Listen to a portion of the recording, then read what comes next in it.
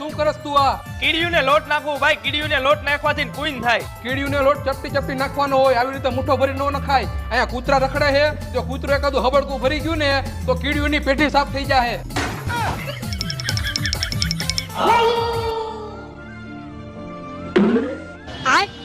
અરે ભાઈ હાથ નથી મિલાવવો મારે, મારી કઈક થોડીક મદદ કરો, થોડાક પૈસા આપો મને, મારે એક પગ નથી.